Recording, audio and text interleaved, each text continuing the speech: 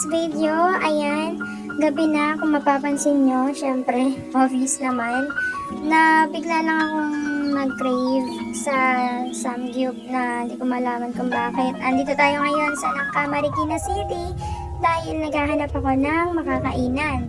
At yung una nga namin napuntahan, samgyup na bagong tayo lang doon sa Nangka, unlimited 199 lang. Ganon, pero kasi puno, tapos wala daw lettuce, tapos wala ring cheese. So, ayoko nun. Hindi tayo pwede doon. Tapos ito na nga, nakita ko yung Let's Eat Pa More dito sa Fairlane, Marikina. Ayan, sa Finland Street. Pinakadulo na sila ng street, kaya madali lang mahanap. At ayan, nakita ko yan si Jen Jen. Ano yan, anak ng, kapitbahay namin. Kasi sa totoo lang, mga kapitbahay namin yung nag-work dito. Tapos ayan nga yung menu nila.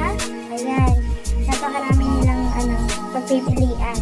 So, hindi kayo talaga magsasawa. Kayo na bahala kung anong gusto niyo. Ayan, for the tingin pa ako ng menu, pero isa lang naman talaga yung gusto ko. Samgyup yung only. Tapos ayun na nga, hindi sila 199. Kasi Sunday ngayon. Pero I believe every Monday and Thursday 11 a.m. ang start ng kanilang 199 na promo.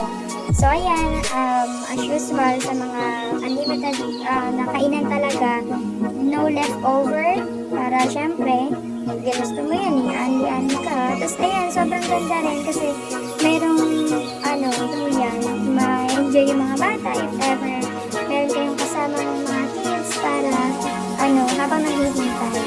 At ayan, hinagin na namin yung pork at eto na, ang sarap, pagkatakin na ako dyan. Tapos ayan, for the luto-luto muna ang person. Sobrang sulit dito guys, kasi pag nag-post ka sa Facebook mo ng video, bibigyan ka nila ng free mango shake. At ayun na nga, hindi na ako nakapag-video na kumakain. Pauwi na kami kasi inaantok na talaga ako. Yun lang. Goodbye and thank you for watching.